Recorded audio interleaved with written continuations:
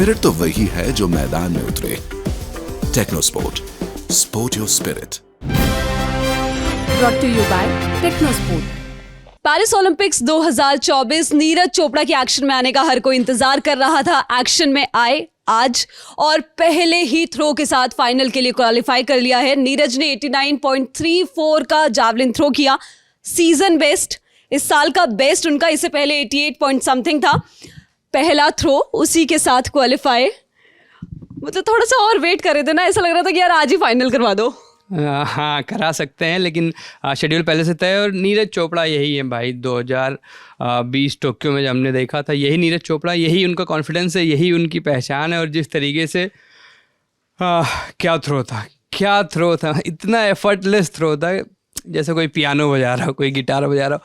Effort था ही नहीं, लेकिन बहुत उत्साहित नहीं होना है।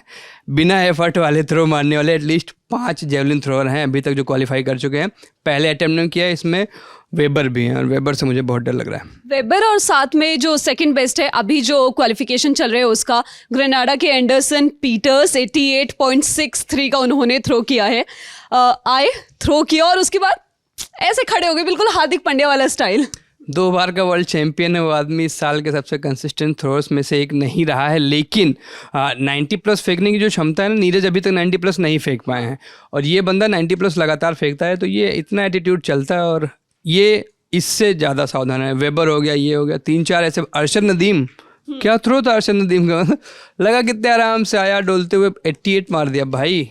एक बार क्लियर बता देते हैं कि क्योंकि नीरज के जो कंपटीशन माने जाते हैं उसमें वेबर का नाम आता है, याकूब का नाम आता है, ग्रेनाडा के एंडरसन पीटर्स हो गए और इनके अलावा पाकिस्तान के अरशद नदीम। अरशद के साथ काफ़ी ज़्यादा कंपैरिजन किया जाता है। अरशद ने भी पहले थ्रो के साथ ही क्वालिफाई कर लिया और उनका थ्रो 86 पॉइंट समथिंग कुछ का था, 86.59।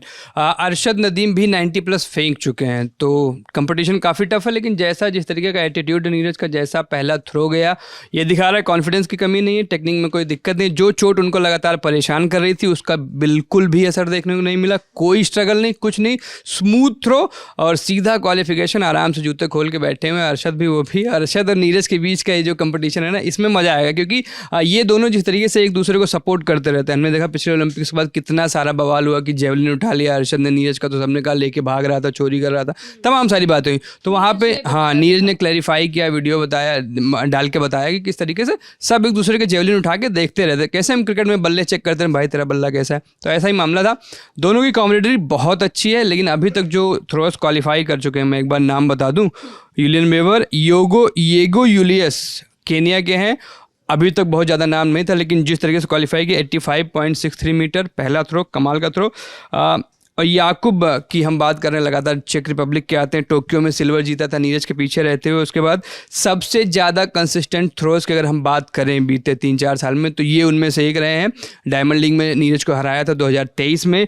इसके बाद टोनी, फिनलैंड के टोनी ने भी 85.27 फेंका हुआ, ये भी क्वालिफाई कर चुके हैं। अरशद का, नीरज का आपने बता दिया, एंडरसन पीटर्स का आपने बता दिया। जर्मनी का एक और थ्रोअर है, 19 साल का बच्चा है, मैक्स करके, इसने अभी तक 74 पॉइंट समथिंग ही फेंका, क्वालिफाई नहीं कर पाया है। लेकिन 90 प्लस अक्सर फेंकता रहता है, जो कि नीरज अभी तक नहीं कर पाए। तो अभी जश्न मनाने का दिन है, एक थ्रो में क्वालिफाई कर लिया, गड़बड़ है। एक सेकंड, आपने कहा 90 अभी तक नीरज नहीं कर पा रहा है, ये बात लगातार आ रही है और ये टोक्यो के टाइम से ही चलती आ रही है, क्योंकि जब टोक्यो में जीता था तब भी 90 नहीं टच किया था। 87 या 85 पॉइंट समथिंग, 87.76 समथिंग ऐसे था, 7 और 5 शायद ऐसा कुछ था। 87 पॉइंट उस पे गोल्ड मेडल जीता था, 90 टच नहीं किया। लेकिन जिनसे सबसे ज्यादा खतरा माना जा रहा था अभी फाइनल के लिए क्वालिफाई करने से पहले कि वेबर आएंगे, याकूब आएंगे तो 90 टच कर जाएंगे, नीरज को 90 टच करना पड़ेगा, नहीं हुआ। नीरज का अभी क्वालिफाई करने में नीरज का अभी तक का बेस्ट है। हाँ अभी तक का बेस्ट। अभी 90 की जरूरत भी नहीं थी, अभी ठीक एनर्जी बचा ली, कोई इशू नहीं। जिस तरीके से हमने अविनाश साबले को देखा स्टीपल चेज में, वो चाहते नंबर 5 से आगे आ सकते थे, लेकिन उनको पता था 5 पे रह के मैं क्वालिफाई कर जाऊंगा। एनर्जी बचाई अपनी, आराम से क्वालिफाई करा, पहले इंडियन बने स्टीपल चेज के फाइनल में पहुंचने वाले। तो ये बड़ा अच्छा है, बड़ी अच्छी टेक्निक थी। एक थ्रो मारो, आराम करो, चिल। उसका जब फाइनल आएगा ना, वहां देखना होगा कितना थ्रो करते हैं। 90 ना फेंको, कोई दिक्कत नहीं, 89 फेंक के बाकियों का कम फेंकवा लो। जीत जाओ, हमें तो मेडल चाहिए भाई। 87 पे आपने गोल्ड जीता था, 85 पे इस बार जीत लो, कोई इशू नहीं, लेकिन गोल्ड लेके आओ बस। गोल्ड लेके और स्टीपल चेज की बात करिए, अविनाश साबले 3000 मीटर बहुत ज़्यादा एक्सपेक्ट किया गया था उनसे, एक बार फिर से किया जाएगा। कॉमनवेल्थ गेम्स में एक मेडल अपने नाम किया था, ब्रॉन्ज मेडल शायद उन्होंने जीता था। एशियन गेम्स के मेडलिस्ट हैं, तो कमाल के अपने तो बेस्ट स्टीपल चेज में हैं अविनाश साबले, और जिस तरीके से उन्होंने क्वालिफाई ट्रैक जब शुरू किया तो बहुत फास्ट थे, लेकिन धीमे धीमे आते आते अगले लैप्स में स्पीड थोड़ी सी कम कर ली। आज भी ये लगातार बात हो रही थी कि नीरज भाई क्वालिफाई कर जाओ, थोड़ी सी एनर्जी अभी बचा लो, फाइनल के लिए बचा लो और फाइनल में फेंकना। हाँ, क्योंकि इसमें क्वालिफिकेशन में आपको 3 थ्रो मिलते हैं, तीनों में से एक में अगर आप क्वालिफिकेशन मार्क जो 84 मीटर इस बार का, उसके पार 84 है, 4 है, उसको या तो पार कर जाओ या तो आप दोनों ग्रुप मिला के टॉप 12 में रहो।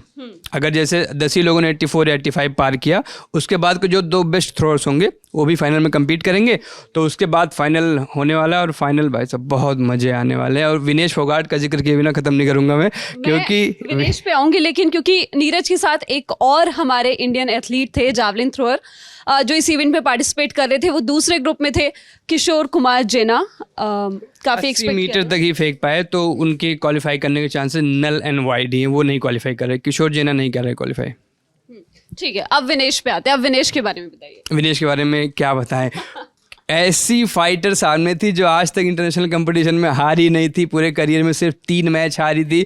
पिछली बार ओलंपिक गोल्ड जीता टोक्यो में बिना एक भी पॉइंट कंसीड किया, आप समझ रहे हैं, एक भी पॉइंट नहीं कंसीड किया।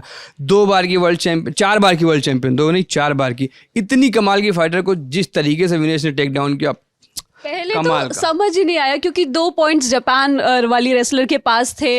उसके बाद ऐसा लग रहा था कि अब विनेश को कम बैक करना पड़ेगा, अब वापस आना पड़ेगा, और वो जो वापसी करी वो एकदम टेक डाउन के साथ ही करी और ख़त्म ही कर दिया।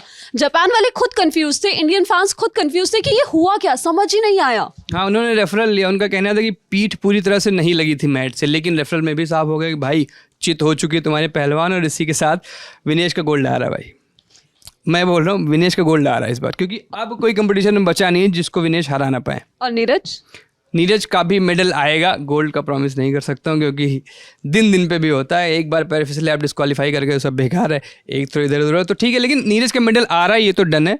कौन सा रंग होगा ये देखने वाली बात होगी। चलिए, नीरज चोपड़ा, विनेश फोगाट पे आपको अपडेट्स मिल गए हैं। पेरिस ओलंपिक्स 2024 की सारी अपडेट्स के लिए आप ललन टॉप के साथ जुड़े रहिए। Thank you.